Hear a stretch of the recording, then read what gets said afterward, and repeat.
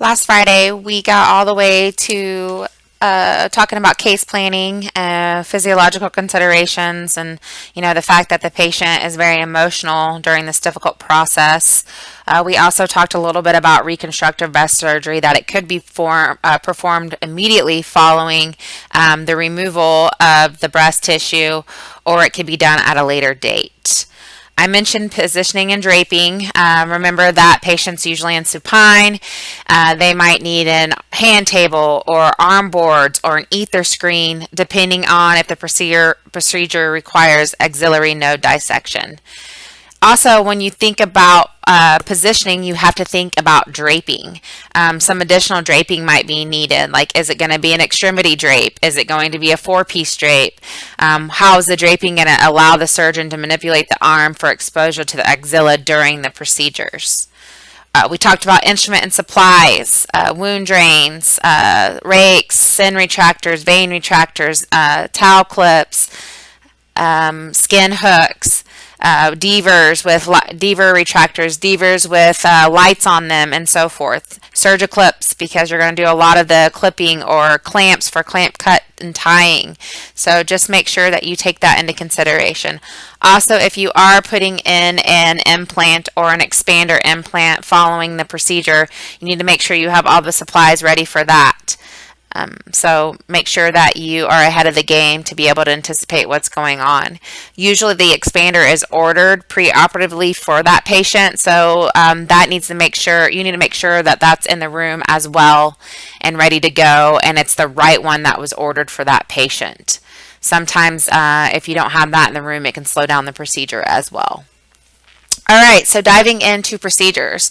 The first one we're going to talk about is wire localization in a breast biopsy. When we talk about wire localization, I mentioned in class something about a fine wire or hook wire sometimes comes inserted into the breast. Well, that is exactly what this procedure is. This is a specific technique that's used to identify the site of the suspected mass. So patients usually go to nuclear med, and they preoperatively, before this procedure on that day, they will have a wire put in.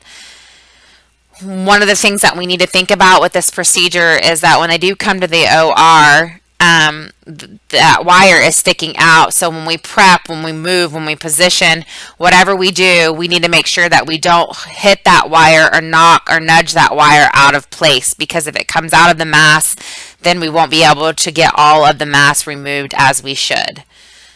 The purpose for this actually, or for needle insertion, is to actually identify the exact location of the mass for the biopsy and also for microscopic examination. And therefore, a definitive diagnosis can be made. When we are removing the mass, we will work around the wire, and sometimes the wire is actually about 2.5 inches long, and so we will actually use a wire cutter and trim that wire during the procedure, so you don't get poked, or so that it doesn't go through your glove and so forth. So that's one thing you should have readily available for this case, is a wire cutter, because it may be needed. Also, when working around the specimen, it's important that we remove past the margin at least 2 centimeters, and that's considered a safe margin outside of the lump. And then we usually will have frozen called ahead of time to come pick it up, or some facilities actually have a machine that they can set the breast tissue in and run a test, and it will detect whether or not you removed all of the lump and so forth. The next procedure we're going to talk about that's not listed on a slide is sentinel node. I kind of talked a little bit in class Friday about a gamma ray probe. Well, sentinel node is done before we do a complete mastectomy. For that procedure, you're definitely going to need a sentinel node gamma ray probe machine. You're going to need a sterile drape to drape over the probe. You're also going to need a insufflin blue dye, or I talked to you about the Tech 99 being injected preoperatively 6 hours before the patient comes in the room. If the Isolin Blue is injected, that's injected at time of the surgery for greater visibility, and usually the surgeon will do it non-sterilely and massage the breast for 5 minutes before he or she scrubs in to make sure that the dye travels up the chain of the nodes and goes to where it should be going. With the sentinel node biopsy, just remember that we're looking for the node that is hot. Sometimes it can be more than one node. It's not uncommon to remove 10 or more nodes during this procedure. So they will keep using the gamma ray probe and trying to detect the blue nodes and other nodes that are picking up on the gamma ray probe as being hot. Usually sentinel nodes are located at the proximal axillary lymph chain. Therefore, sentinel node excision may be appropriately only in selected patients with low risk of metastasis. For this procedure, again, the breast mass is injected with a Tech 99 6 hours before surgery or the isoflurane blue dye during the surgery itself. Again, sentinel nodes are detected using that gamma probe, so it's important that you know that. And when the node is considered hot, it will cause a very high pitching sound on the gamma probe, and that tells the surgeon that they should remove that node. Usually for node removal, we'll use a 10 or 11 blade on it. We'll dissect around it with Metzenbaum scissors. And if they're small bleeders, they usually don't clip these bleeders because it could be clipping. You could be clipping the node, which can destroy or destruct the node and break it down and cause seeding. So we usually clamp, cut, and tie around the bleeders if it's close to the sentinel node. Once the node or nodes are removed, again, they'll put the probe back in and search for other hot nodes around, and you can remove multiples at a time. Just remember for your specimens, you might have TELFAs. You need to not put all your nodes together. Most of the time, surgeons will say sentinel node 1, sentinel node 2, and 3, and they'll label them like that or give some type of other description when they're labeling them so they can be separated for detection. Once all the nodes are removed, all the instrument setup is removed from the field, and the lymph node incision is closed. And then they will go in and start doing the lumpectomy following the sentinel node.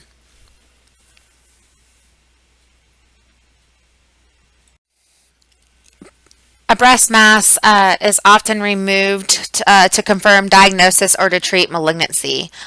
Sometimes during a biopsy, it's already been predetermined that the patient does have malignancy, and therefore we're going in and doing a lumpectomy or partial mastectomy and so forth, depending on the aggression of the tumor itself.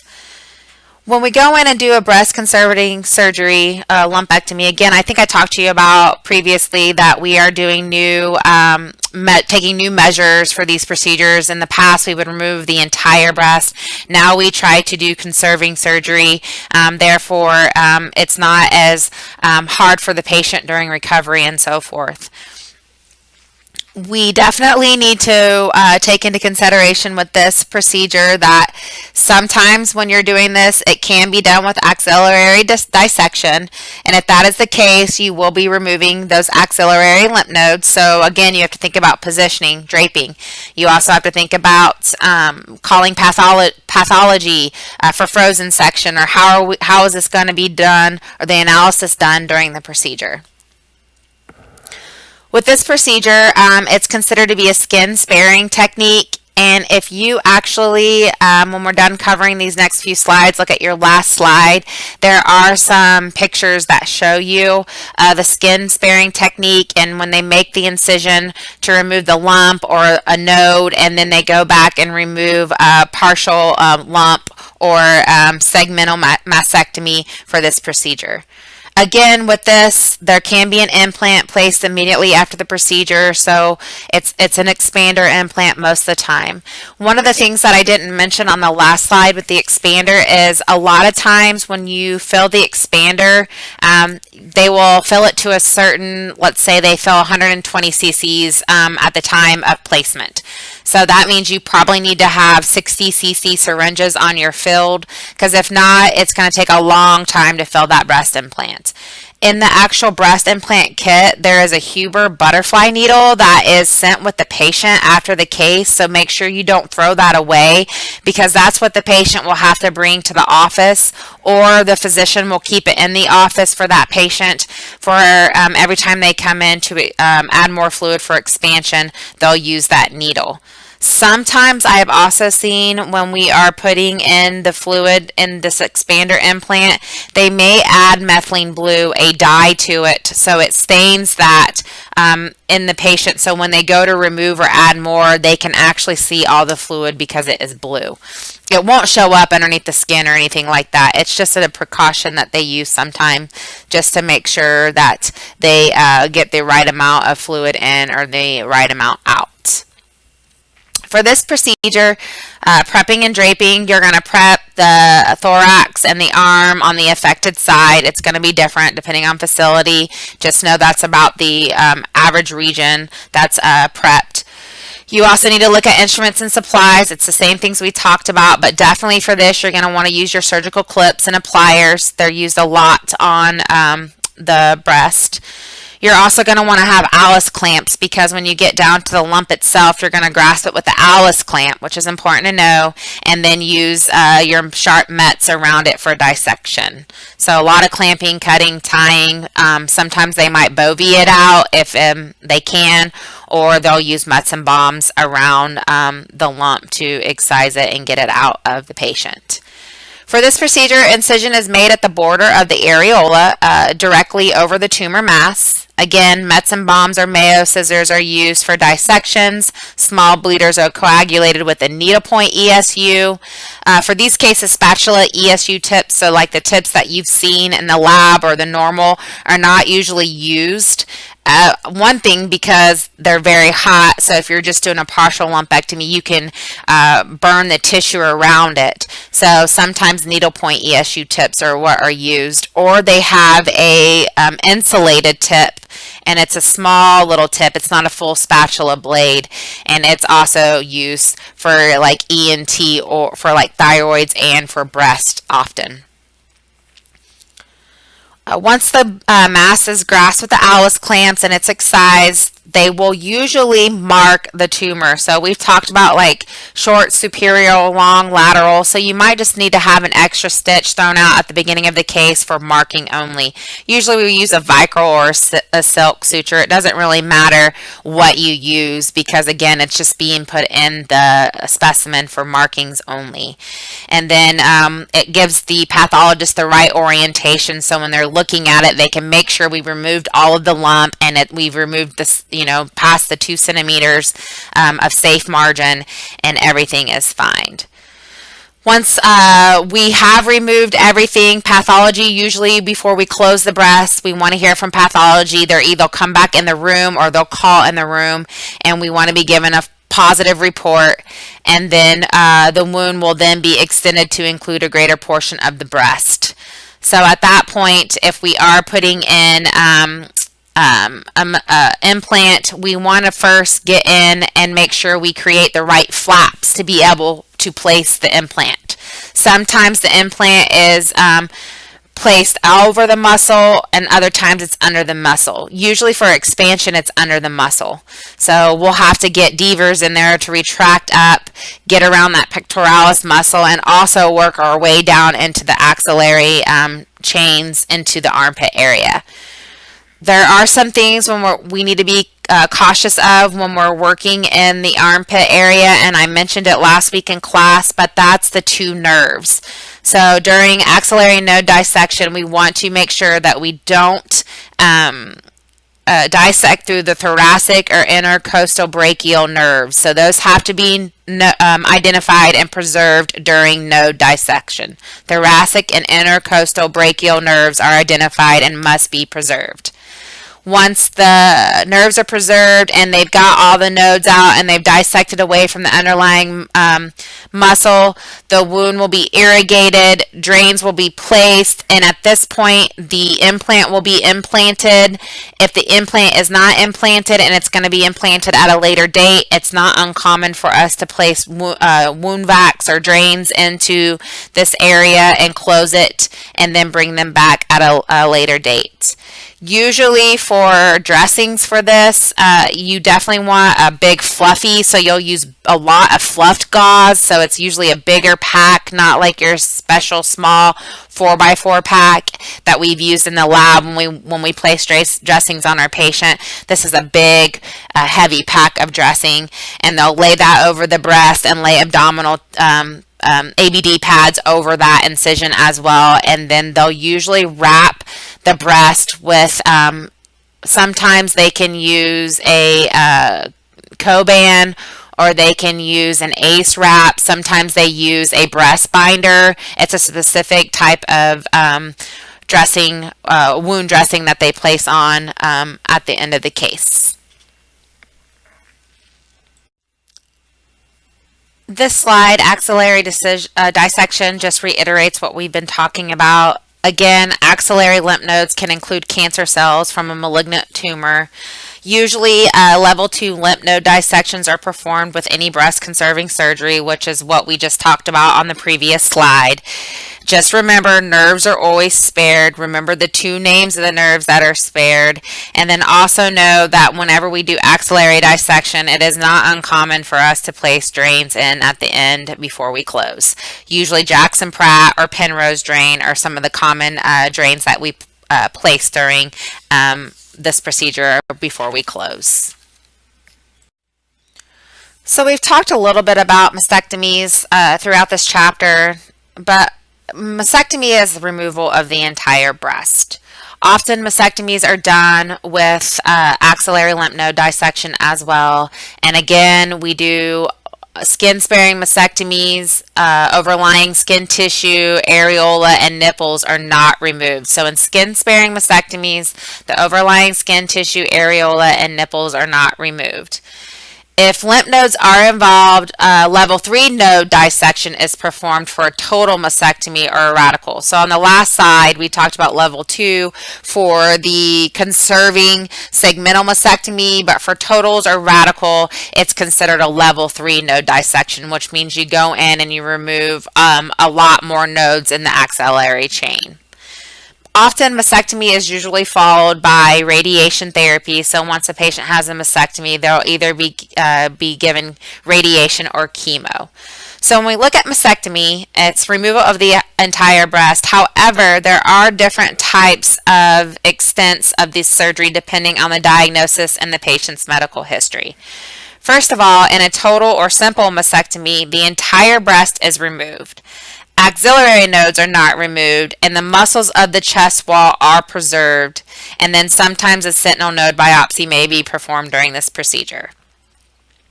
In a modified radical mastectomy, the entire breast is removed.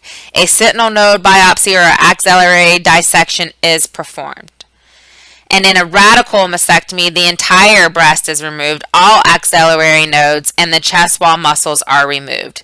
So it's not uncommon for the cancer to metastasize to the chest wall, so they can remove that chest wall muscle. And I think I talked to you last week, sometimes we don't have enough muscle then to cover up the implant, so they'll use like a graft and sew it in and cover the implant up with that. And then when they stretch it, that graft actually is flexible or elastic, as I guess you could call it, and it will stretch as the breast gets bigger and bigger and bigger, which each doctor visit when we cause expansion. For a radical mastectomy, the only treatment in the old days, I know it's important to know this, and we keep talking about it, was to take the whole breast, but now we try to modify a radical mastectomy, and we just do modified radical mastectomies instead of doing a radical mastectomy these days, unless we absolutely have to. Again, for this procedure, positioning is going to be the same as mentioned with all the other procedures. Some possible extras are Penrose drain or Hemovac drain. Make sure you have the dressings in the room. If you need to use a binder, make sure you have that readily available to go. And then have your ligating clips, your disposable clip appliers ready. You probably should have more than one, because if you're doing a modified radical or radical mastectomy, you'll probably use 2 or 3 clip appliers throughout the case if that's the way you're going about it. If you are clamp cutting and tying, make sure you have enough Cryles and Kellys on your back table, and you have enough ties in the room as well for the tying mechanism. For this procedure, the skin and subcutaneous tissues are incised using elliptical patterns following skin marking. So what that means is, if you look on the next slide, there's those skin sparing techniques for the biopsy. That's the smaller incisions. But for a modified radical mastectomy, often the surgeon will draw on the breast prior to knowing where they're going to make their incision and how they're going to bring the skin back together for closure. One thing I have not mentioned yet is, if you are placing an implant in the patient, usually another doctor comes in to do that. So you don't necessarily have to redrape. Sometimes some surgeons make you redrape, because if you're removing the tissue, you're removing cancerous tissue. You don't want that tissue to seed onto the implant. So for implant placement, you might have a total separate setup. You may not, or you may just throw down clean, fresh drapes on top of the patient and cover up the old drapes for that part when you're placing an implant. So most often, a general surgeon is who does mastectomies, who specialize in breast procedures. It's a general physician who specializes with breast. And then for the actual implant placement, it's not usually the general surgeon, it's the plastic surgeon who comes in and does the implant. Even though it's not a cosmesis procedure, it's better for a plastic surgeon to do that, because they work with implants more than general surgeons do. So with that being said, that means you should probably have gowns and gloves and things for the plastic surgeon to come in and be readily available. Make sure if you have to have a separate setup, you have it, ready to go and so forth for implant, for placement of implants. Again, for this, the skin flap I mentioned would be an elliptical skin pattern. It's drawn beforehand, and then they will go in and raise that skin flap. A lot of times when we raise skin flaps, we put skin hooks or Alice's on them to pull up and raise that skin flap as we are making the incisions to bring the breast tissue back together. For a radical or modified radical, they do remove areola. They do remove the areola and the nipple as part of removal during this procedure. Your lateral edges of the flaps will be carried over the edge of the latissimus dorsi muscle. So basically, the reason why they do this is because they're making those flaps deeper. So it'll be easier for removal, and the surgeon can actually separate the breast and fascia off of that pectoralis muscle during removal. One of the things you have to take into consideration as a scrub is sometimes you have to pull on the breast as they are dissecting it free off of the muscle plane. And just remember, some females have really big breasts. So if that's the case, make sure you grab like a lap sponge. It'll give you better retraction to pull on that breast or lift it up at the right angle for removal during the process. And again, if the breast is, whether it's small or large, there are going to be large blood vessels that are encountered, so they are ligated with surgical clips and divided or clamped and secured with silk ties. That's important to know. Once the specimen is dissected free from lateral chest wall and axillary dissection is performed, they will pass off the breast tissue. Sometimes it's weighed, sometimes it's not. If that's the case, you need to have your scale in the room, but you'll know that ahead of time. Most of the time they don't weigh breast unless they're removing breast tissue for cosmesis like you're doing a breast reduction. So those breast tissue is usually weighed during a breast reduction, but not anything for cancer related removal. It can happen, but it's not common. And then after they remove the breast, the wound will then be irrigated. They'll check for any bleeders. They'll bovie the bleeders or tie off the bleeders. They'll make sure that everything looks nice, and then they will place a drain and close up the wound. So that is total mastectomy, modified radical mastectomy. You can check the pictures on page 552 and 553. It kind of shows you what the breast looks like and what you have to do. If you look on slide E, you can see how the surgeon is holding, or someone's holding a lap sponge over the tissue, and they are dissecting that breast tissue away down to the axillary node chain. And so that's usually what you will have to do, is help lift up on the flaps, use lap sponges to get it out of the way, because again, the surgeon's using the bovie or scissors or something like that for the dissection part. And then you can also look on page 554 to see what the incision looks like. So again, it's not very pretty. As you can see, this is what the female ends up looking like. There's usually a scar left on the patient. And there is some new techniques where they can come back at a later date and a surgeon can actually create a nipple for them. And some patients actually go to tattoo artists and have areolas and nipples tattooed on them to make their breasts look more feminine or more normal, instead of having one big scar across their chest. So any questions over this, please feel free to email me. We can go over some things, but just make sure you know that these procedures require Surgiclip appliers, know the nerves that need to be identified, know the actual equipment and supplies that you need, your clips and so forth. Depending on the procedure, if you're doing sentinel node, you know you need that gamma ray probe. Make sure that you also know that excisions of sentinel nodes, whenever we do remove sentinel nodes, it's an alternative to axillary nip node dissection, which means 10 or more nodes are removed for preventative treatment. And then remember your two types of dyes that are injected into the patient to be traced the radioactive material, and know which one's done 6 hours ahead and which one's done pre-operatively immediately prior to surgery.